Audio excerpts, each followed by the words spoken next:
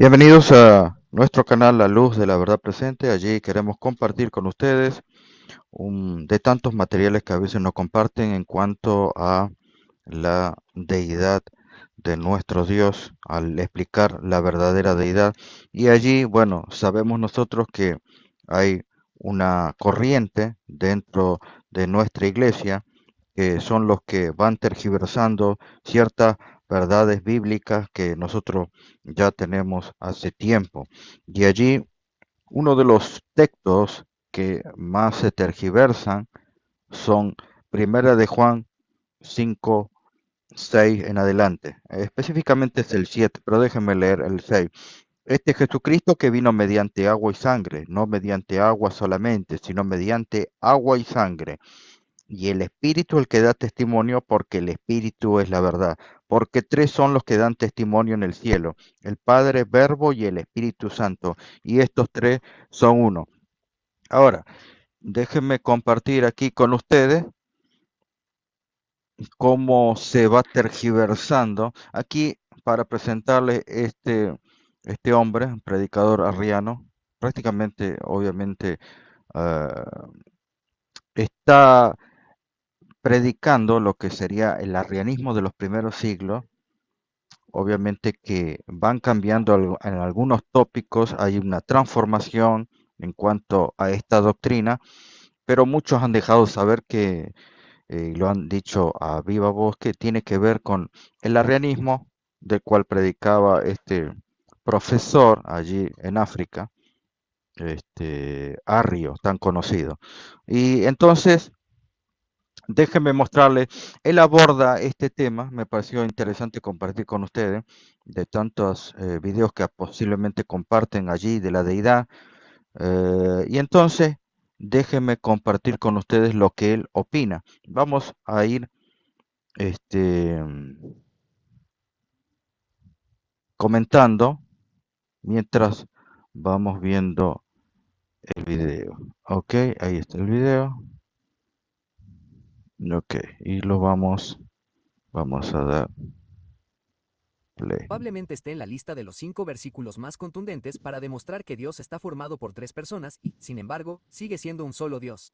Este es solo un ejemplo de cómo se usa de esa manera, y luego, por supuesto, algunas personas lo cuestionan al principio, pero está en la Biblia. Yo lo creo. 1 Juan 5 en 7.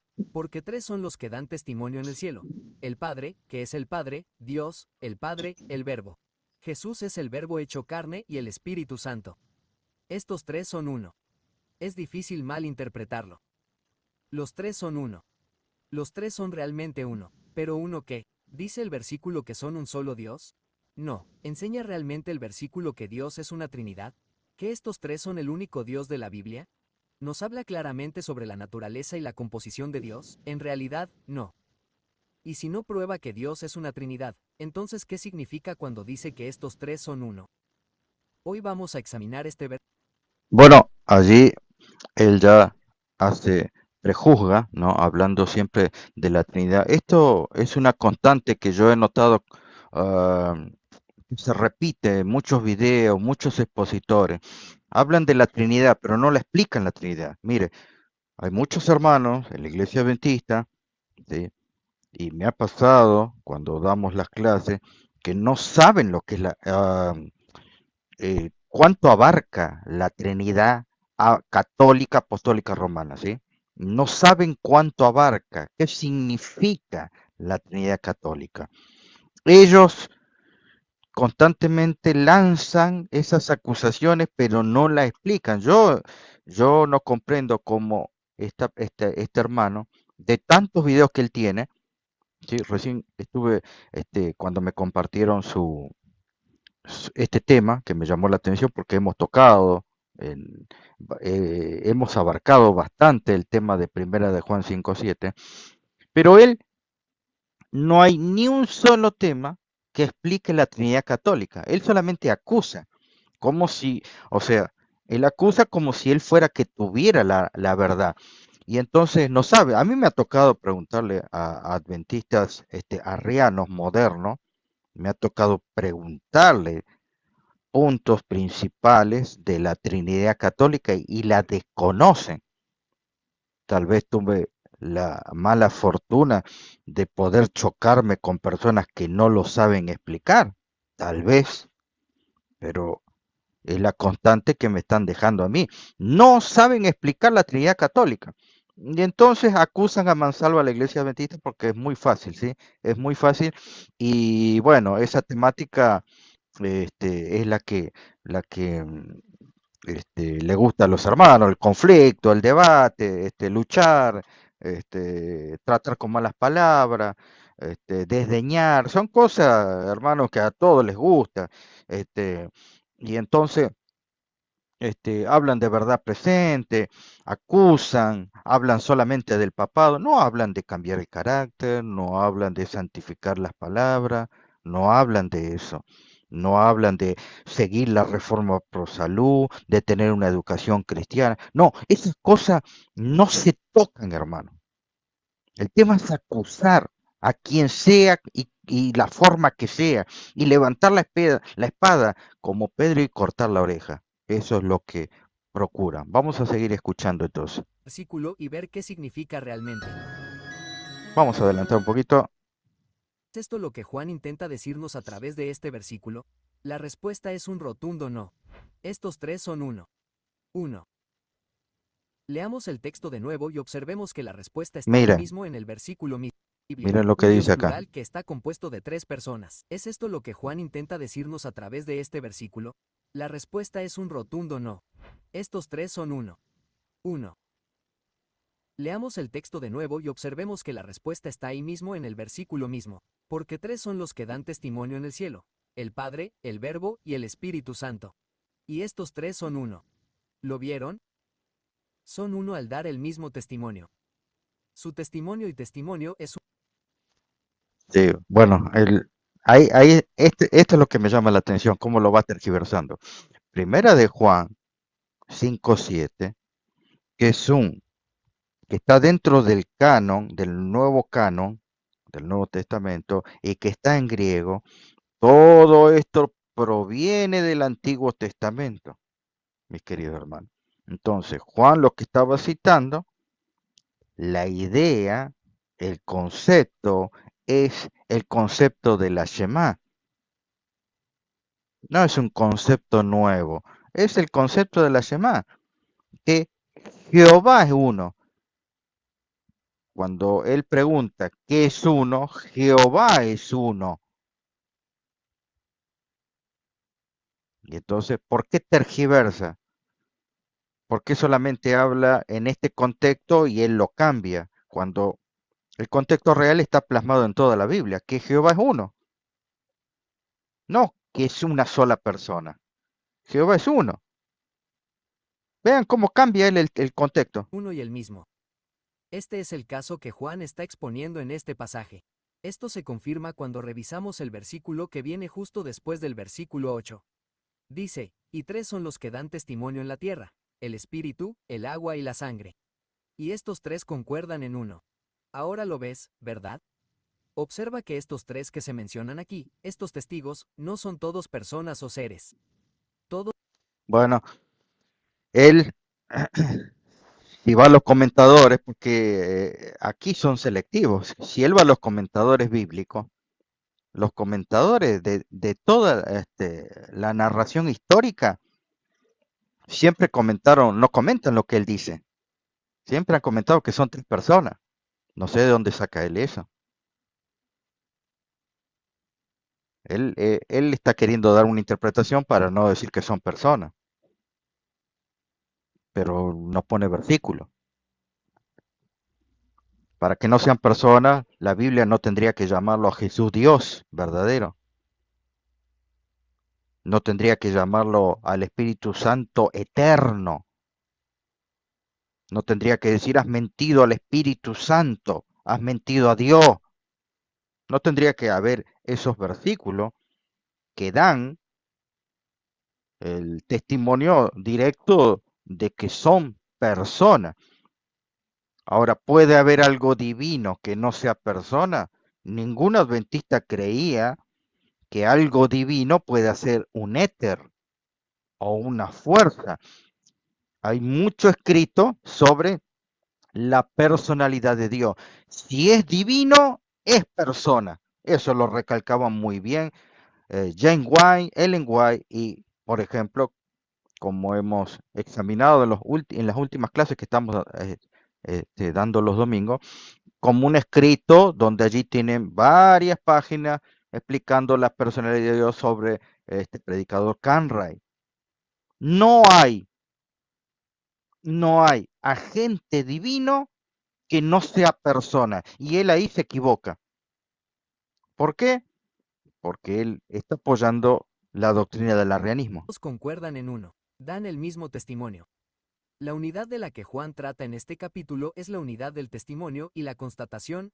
Sí, eso, claro, él está creando algo nuevo para tirar por borda el concepto que hubo de primera de Juan 5:7. Hay, hay fuentes históricas que avalan eso y este hombre no tiene fuentes históricas que avalen lo que él dice.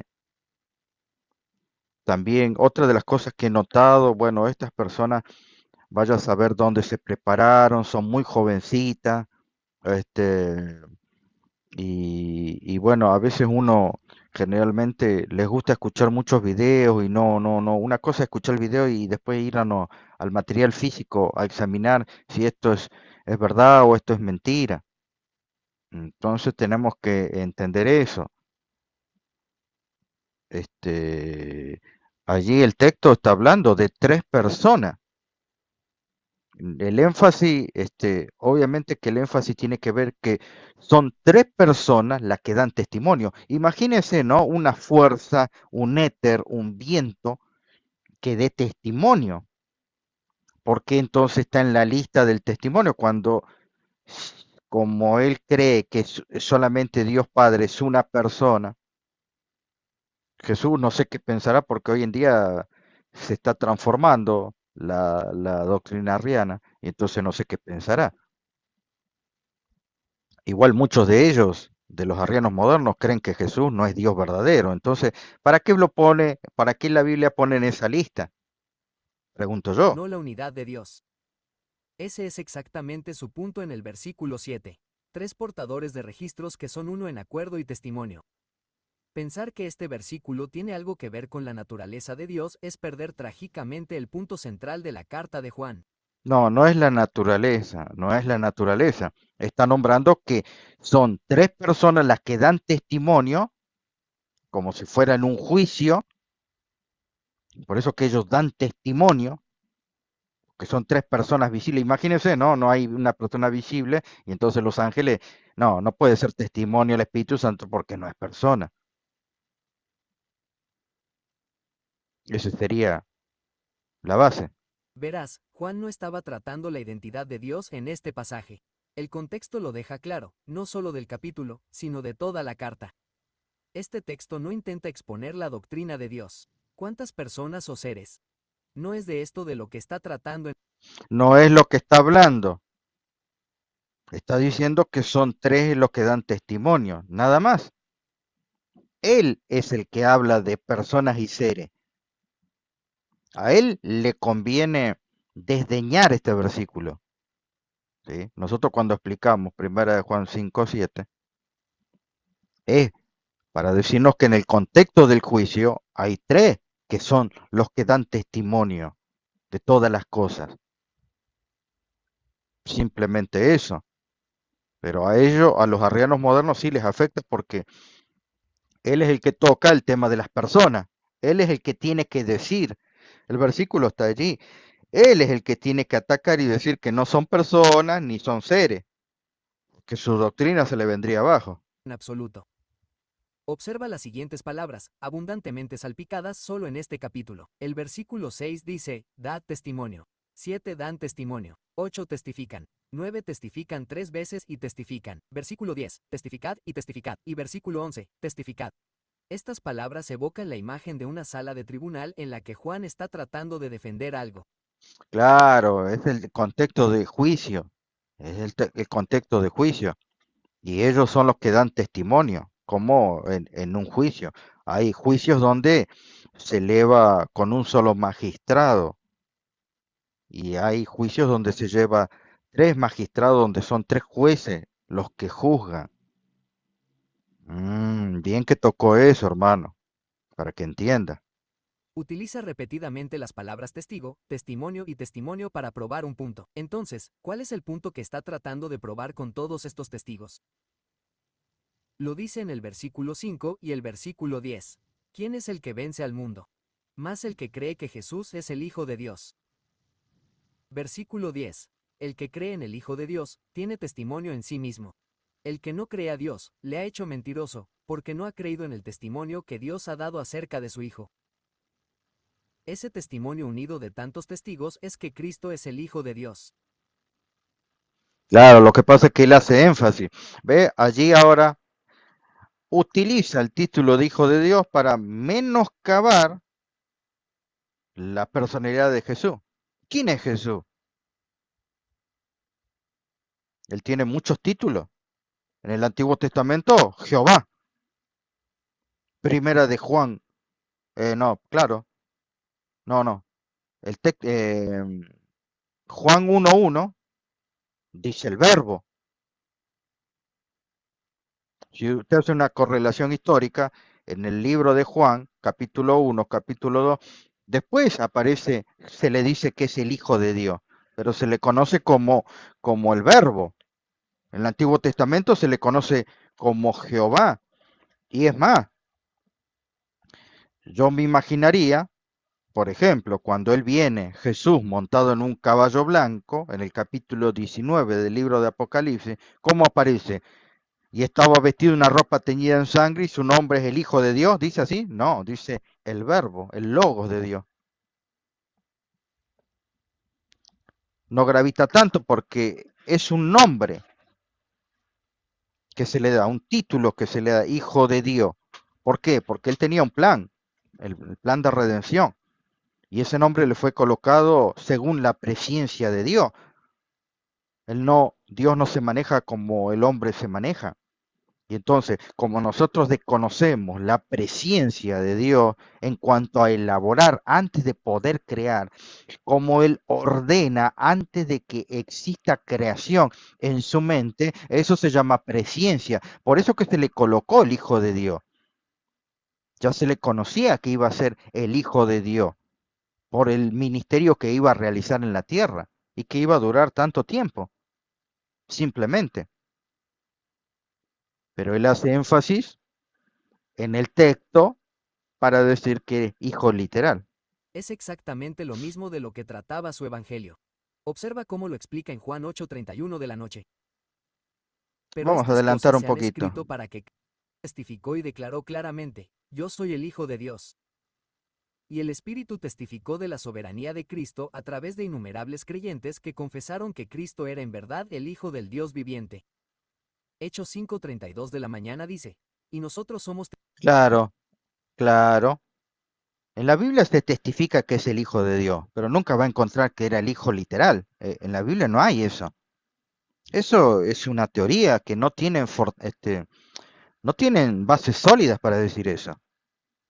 O yo puedo tirar muchas teorías y tiro y tiro y tiro y coloco sobre la mesa y coloco sobre la mesa, pero él no presenta versículos que realmente se le dice el Hijo de Dios porque salió o Dios Padre lo hizo nacer. No va a encontrar nunca un versículo así. No tienen ellos eso. Ni tampoco lo avala. La hermana White nunca dijo Jesús fue un hijo nacido. Nunca lo dijo, si no, no fuera Dios. ¿De qué está hablando? No puede decir eso. testigos suyos de estas cosas, y también el Espíritu Santo, el cual ha dado Dios a los que le obedecen. Pedro, Felipe, Pablo y cada creyente dieron Cristo es el Hijo de Dios. Si no creemos en este relato, convertimos a Dios en mentiroso. No, La Trinidad destruye este... mentiroso no, mentiroso no. Y después, ¿por qué habla de Trinidad? Otra vez, los adventistas no creen en la Trinidad. ¿Por qué pierde su tiempo hablando de eso? ¿A quién le está hablando? Ahora, si él está predicando la Trinidad, ¿por qué este mensaje no lo da a los católicos? Porque ellos creen en Trinidad. ¿Por qué este mensaje no lo da a los mormones? Porque ellos creen en Trinidad. Mi, mi hermano Mansur, ¿por qué usted no le explica la Trinidad a los mormones y a los católicos. Está perdiendo su tiempo explicando a los mismos adventistas que no creen en Trinidad, porque eso le da dividendo, porque eso le da like en sus canales. A la gente le gusta que usted despedace a los adventistas, pero usted no predica ni a los católicos, que ellos sí creen en la Trinidad católica, y usted no habla de eso. No le vi ni un tema hablar a los mormones, que ellos creen en la Trinidad. ¿Ven, hermanos, cómo no son consecuentes con su mensaje? Testimonio y rechaza el relato que Dios dio de su Hijo. La Trinidad enseña que Dios está formado por tres personas que son coeternas y, por lo tanto, la relación padre-hijo es solo un juego de rol o una metáfora. Claro, no se mete en el tema de la Trinidad, no la explica. ¿Por qué? Porque no la sabe. Ah, puede ser que yo me esté equivocando. Pastor, usted está hablando muy rápido. Y posiblemente, pero él me permite hacer eso. Hasta que no muestre lo contrario y me muestre un video enseñando la Trinidad. Por favor, señor hermano Mansur, explique la Trinidad católica. Porque hay muchos hermanos adventistas que no entienden. Usted lo está juzgando. Es como decir, vos me robaste. ¿Y qué te robé? No, no, vos sabés. No, hermano, no somos niños. Explíquele al hermano, vos me robaste esto el día jueves, me sacaste esto. Entonces, bueno, estamos aclarando. Y entonces entendemos que posiblemente esa persona no fue la que le sustrajo. Y entonces comprendemos. Pero si usted acusa, acusa y tira, eso está mal, hermano. Tiene que ser consecuente con lo que habla. Explique la Trinidad católica, explíquela. Los adventistas no creen en Trinidad y lo que hace es confundir la mente de los hermanos ante una acusación así. Usted quiere, cada persona de nosotros fuimos llamados por Dios para evangelizar a las personas. La forma de evangelizar que usted tiene no es la correcta. Y yo entiendo por sus pocos años en el Evangelio. Usted es jovencito, hermano. Tiene que comprender esto.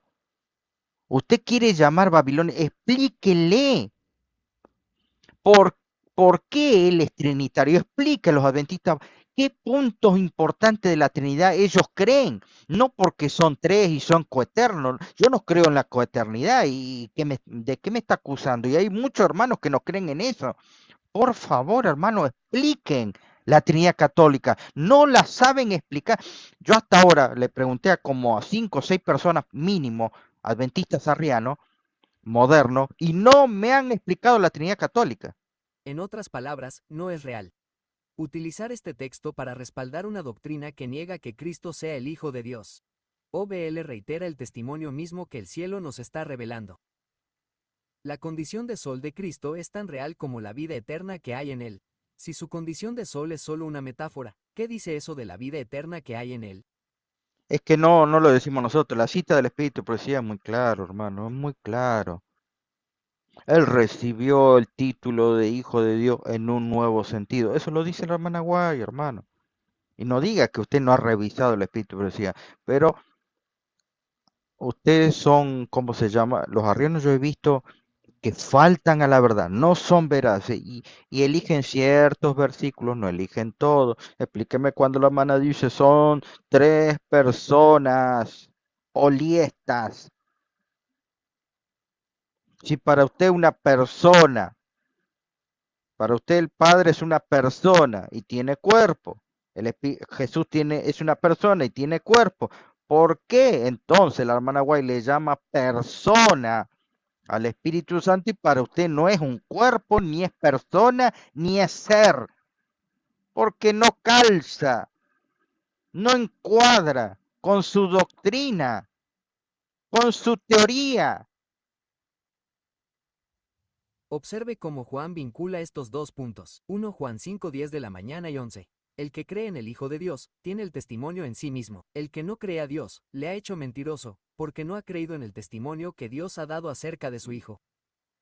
Y este es el testimonio de que Dios nos ha dado vida eterna, y esta vida está en Sí, vamos a adelantar un poquito, no quiero pasar todo el video. un hijo real, no un hijo ficticio ni un hijo de rol, no un hijo metafórico. Claro, ahí está el problema, ahí está el problema. Él cree en un hijo real, pero a mí me parece muy interesante y yo quisiera que me presente. porque es un hijo real. La hermana White nunca habló de eso.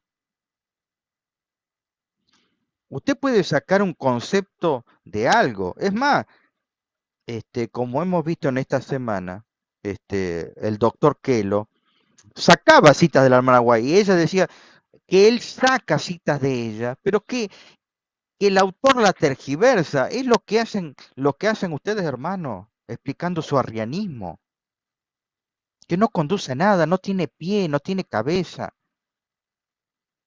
no tiene solidez bíblica, no hay versículos, no hay cita. Usted va a encontrar citas que dicen que hay tres personas, va a encontrar citas que dicen que son tres seres, va a encontrar citas que dicen que el Espíritu Santo es una persona que si no, no podría hablar a nosotros. Pero nunca va a encontrar una cita que diga la hermana White, no son tres personas reales. No va a encontrar una cita que diga Jesús nació del Padre, no va a encontrar eso.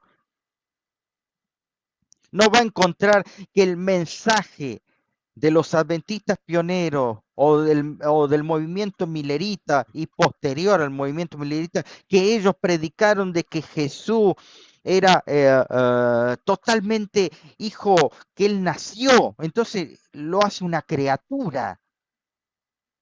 Rico. Nadie se atrevería a creer que la vida eterna en el sol es una metáfora, porque eso sería absurdo. Pero ustedes sí creen que es una metáfora su vida eterna, porque dicen, el Padre es eterno, el Hijo es eterno, el Padre es Dios, Jesús es Dios, pero no es verdadero Dios. Ustedes sí creen en la metáfora, porque lo hacen a Jesús pequeño, deforman su personalidad y lo que realmente es Dios. No es menos que el Padre, es igual, igual. La Biblia constantemente en el Nuevo Testamento nombra la igualdad del Padre y el Hijo y ustedes lo rebajan, lo rebajan. Tanto así lo rebajan que hacen mostrar como que el Padre le dio vida, atributos, poder, omnipotencia, omnisciencia. ¿De dónde sacan eso? Es igualmente irrazonable e indignante enseñar eso sobre la condición de sol de Cristo. Ahora que hemos explicado el versículo de la Biblia, vemos que no tiene ningún respaldo para una Trinidad. Es interesante notar. No tiene respaldo para la Trinidad. Mi querido hermano, los adventistas no predican Trinidad, está perdiendo su tiempo. Yo entiendo que esto le da dividendo, le debe dejar una caja de dinero a fin de mes, yo entiendo eso. Yo lo entiendo. Nadie se atreve a decirlo, bueno, yo se lo digo. Por eso hace usted eso.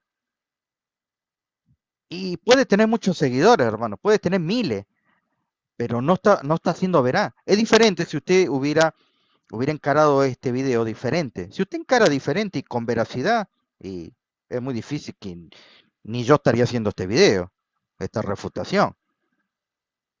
Porque usted está usando elementos veraces, entonces, o elementos históricos veraces. Los, yo puedo encontrarle a usted en periódicos adventistas de la Revival Herald, de Sign of the Time, puedo encontrar donde ese versículo se usaba. Lockwood usaba primera de Juan 5:7 y no le daba la interpretación que le da a usted. Había hermanos pioneros adventistas que hablaban de los tres paracletos. Había hermanos que hablaban de W. Prescott, hablaba de Dios Padre, Dios Hijo y Dios Espíritu Santo y ningún problema. Y estaban todos los adventistas allí. Estaba el hijo de Ellen White. Los profesores Spaldi y Magan, ellos hablaron de tres seres divinos y holiestos, como lo decía Ellen White. Notar que este versículo tiene una historia interesante. En contra de su autenticidad, su respaldo es inútil. Ah, Han aquí quería utilizado llegar. ampliamente en Déjeme ir un poquito atrás. Padre, el Verbo y Disculpen, el disculpen. versículo de la Biblia, vemos Esto que no quería. tiene ningún respaldo Vamos a para la una parte Trinidad. histórica. Es interesante notar que este versículo tiene una historia interesante detrás de su origen. Aquí está del comentario bíblico adventista del Ahora va a hablar la parte histórica. Ay, hermano, otra vez. Esto tiene fragilidad. Mira, escúchenlo ustedes. séptimo día. La evidencia textual atestigua la omisión del pasaje en el cielo, el Padre, el Verbo y el Espíritu Santo. Hermano, Para hacer que le está haciendo público eso, por favor, no puede mostrar esta evidencia. Esta evidencia es poco seria. Primero, está sacando del comentario bíblico adventista. Yo esto ya tengo, perdón, ya tengo un tema grabado sobre eso. En el comentario bíblico, yo no estoy opinando de todo el comentario, porque los hermanos son fatalistas, ¿vio? Los hermanos son muy fatalistas. No, el pastor Pinto está hablando que el comentario bíblico adventista no sirve. No, yo estoy hablando del comentario de Primera de Juan 5:7. Ese comentario de Primera de Juan 5:7 está sacado de una enciclopedia católica hecho por un jesuita. Qué raro que usted tome un comentario jesuita siendo que habla en contra de la doctrina jesuita, porque los jesuitas creían, y yo tengo también otro tema grabado sobre eso, los jesuitas creían en el engendramiento de Cristo en el tiempo de la eternidad, en una época de la eternidad que Cristo fue engendrado del Padre, nació como su hijo literal. Eso creían los jesuitas y lo enseñaban. Y ahora usted saca este comentario jesuita de la evidencia textual, está sacando usted. Qué interesante, hermano. Y estos tres son uno, y hay tres que dan No me diga que solamente se basa en esta parte histórica, porque ahí sí, hermano, perdemos totalmente seriedad. testimonio en la tierra.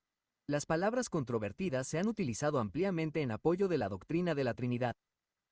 Pero en vista de una evidencia tan abrumadora en contra de su autenticidad, su respaldo es inútil y no debe usarse. A pesar de su aparición en la Vulgata, un comentario católico sobre las Sagradas Escrituras Ah, lo colocó. Menos mal que colocó que era un comentario católico. Ah, y eso no dice nada, hermano. Ahora, mire, yo le voy a explicar una cosa. Este comentario que fue sacado de un libro católico, ¿sí? El que desparramó aparte de este comentario, el que habló sobre que este texto es espurio, fue Nestlé Alan. Y yo ya lo expliqué, él no, eso no lo va a tocar, esa parte histórica no lo va a tocar. Si lo desconoce, grave error, porque él está tocando un tema y hay hermanos que le van a sacar la parte histórica que él no está hablando 100%, ¿sí? Y si lo sabe y no lo dice, peor. Quiero creer que él desconoce esta parte histórica. No todos vamos a saber todo. Y entonces Nestlé Alan fue el primero que dijo, Primera de Juan 5:7 es un texto espurio, es del cual está tomado el comentario bíblico. El comentario bíblico también tengamos en cuenta en qué año se hizo ese comentario, no se actualizó.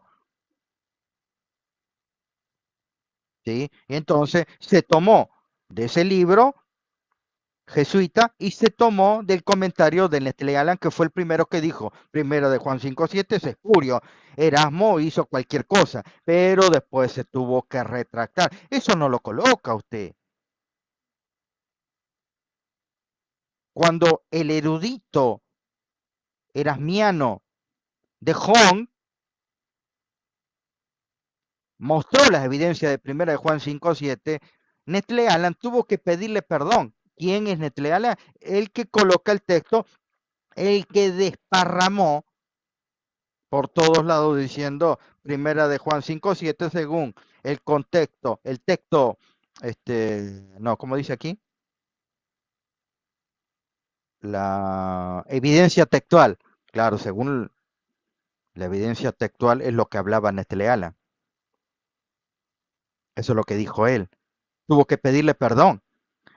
De Jong defendió y dijo, no, De Jong era otro historiador, erasmiano, que seguía toda la vida y las evidencias históricas, y él dijo, que Primera de Juan 5:7 era verídico, que Erasmo la colocó porque era verídico, no porque lo obligaron, no porque le amarraron la mano y le hicieron escribir, nada de eso, esos son relatos urbanos, no son realidad.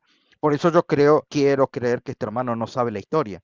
A pesar de su aparición en la Vulgata, un comentario católico sobre las Sagradas Escrituras admite abiertamente que estas palabras son Bueno, ciertas. la En la Vulgata, mi querido hermano, la Vulgata es católica. ¿De qué me está hablando? Yo no entiendo la verdad. A ver. Actualidad, se considera de forma generalizada que este pasaje, denominado Comanium, es una glosa que se introdujo en el texto de la antigua Vulgata latina en un Bueno, la glosa lo dijo Nestlé, Alan, allí en el comentario del manual griego, él es el que lo comenta,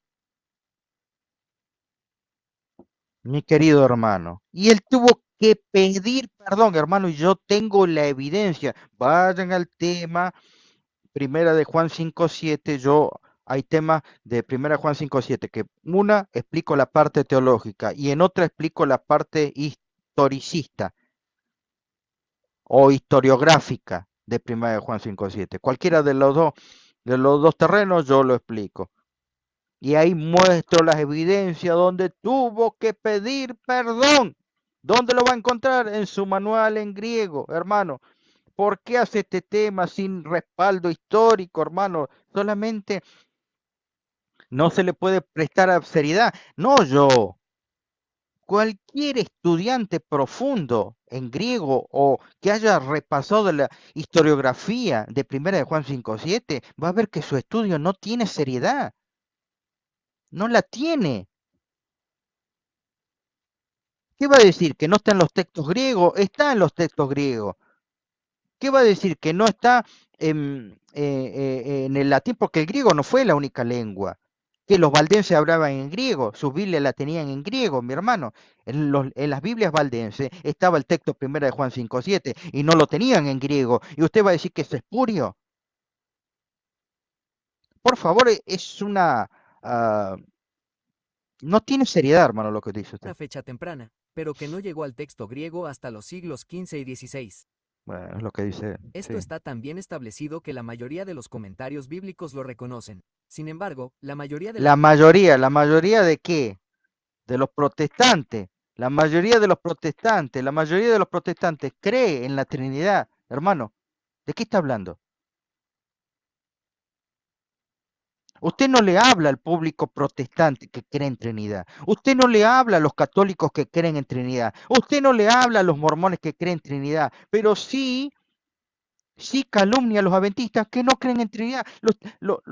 Los adventistas no saben de qué le están hablando. No sabe de qué usted le está hablando. Sus evidencias históricas no son sólidas. Después usted siga predicando lo que usted desea, hermano, pero no es sólido lo que está mostrando. No es veraz. No se deje decir porque usted nosotros no, usted nos insta a decir que usted no sabe mucho por su juventud. No lo ha revisado, hermano. No haga eso. personas que utilizan este texto desconocen la historia de su origen. Incluso el Instituto de Investigación Bíblica, el Barry, lo admite y afirma que este texto, 1 Juan 5 en 7, no debe utilizarse. No debe utilizarse. Ustedes, ahora, a mí me llama la atención que ahora usted le hace caso a la iglesia adventista, cuando despotrica de la iglesia adventista. Ustedes dicen que la iglesia adventista es Babilonia, que está en pecado, que esto, y ahora toma de un pasaje de ellos. Es increíble, hermano. No tiene seriedad. Así que ahí lo tienen. Hay tres que dan fe. El comentario bíblico adventista del séptimo día, el comentario católico y el Barry. Lo dijo, lo dijo. Bueno, sí. El comentario católico.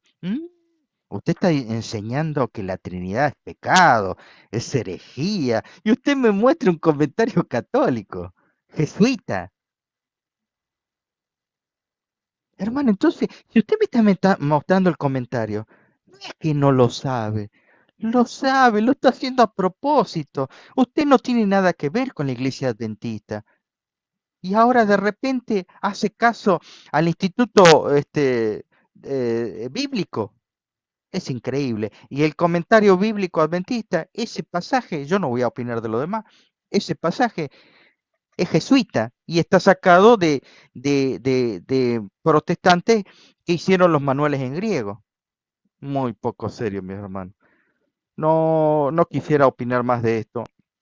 Allí simplemente por hacer una reacción, mis hermanos, ustedes sacarán Los hermanos, yo confío, los hermanos examinan, ellos verán allí las evidencias, nada más, simplemente eso. El hermano Mansur está perdido, es hereje, no, yo esas cosas no quiero entrar, simplemente quería hacer una reacción sobre esto que yo considero que constantemente calumnian, dicen, atacan, pero no, como verán, no tiene solidez. Encuentre, a ver, ¿por qué no hacen una reacción? Hasta ahora yo sigo esperando una reacción de algún video de un pastor adventista que hable de Trinidad y diga, la Trinidad es esto y aquello, y nosotros hay que creer en esto. No lo va a encontrar, porque no hay. Bueno, mis hermanos, es simplemente esto que quería compartir con ustedes desde Buenos Aires, Argentina, la luz de la verdad presente. Que el Señor me los bendiga. Bendiciones.